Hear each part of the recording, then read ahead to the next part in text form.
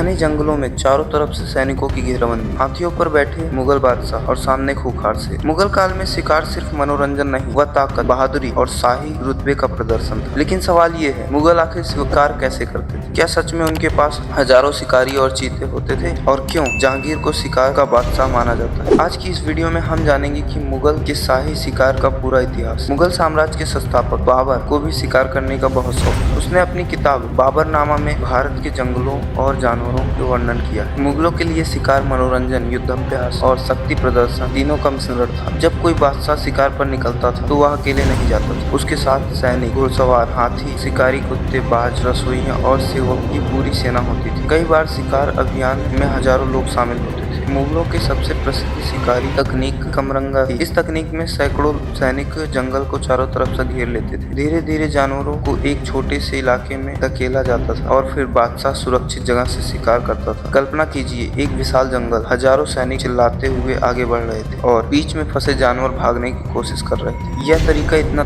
खतरनाक था कि कई बार शिकारी खुद शिकार बन जाते थे। मुगल शिकार में हाथियों का बहुत बड़ा रोल था, खासकर शेर, बाघ और जंगली सुअर के शिकार में। बादशाह हाथी के ऊपर बैठता था, ऊपर से तीर, भाला और बंदूक चलाई जाती थी। हाथी खतरनाक जानवरों से सुरक्षित ही रखता था। कई बार घायल शेर हाथियों पर हमला कर देते थे। ऐसे शिकार बेहद खतरनाक माने जाते। मुगलों को बाजबाजी बहुत पसंद थी। यह बाज सामने उड़ते और पक्षियों का शिकार करते थे। लेकिन सबसे हैरान करने वाली बात थी पालतू चीते। हाँ, अकबर ने हजारों चीते पाल रखे थे। इन चीतों को ट्रेनिंग दी जाती थी, हिरण का पीछा करने और तेज दौड़ने में माहिर थे। कहा जाता है कि अकबर के दरबार में लगभग 1000 से ज्यादा प्रशिक्षित चीते थे। अगर कोई मुगल बादशाह को सबसे ज्यादा शिकार पसंद था तो वह जहांगीर था। उसने जानवरों और प्रकृति में गहरी रुचि। उसकी किताब में शेरों, हिरणों, पक्षियों और दुर्लभ जानवरों के विस्तृत वर्णन मिलता है। कहा जाता है कि जहांगीर ने अपने जीवन में हजारों जानवरों को शिकार किया, लेकिन वह सिर्फ शिकारी नहीं था, वह जानवरों का अध्ययन भी करता था। कई इतिहासकार उसे भारत का शुरुआती वन्य पर्यवेक्षक मानते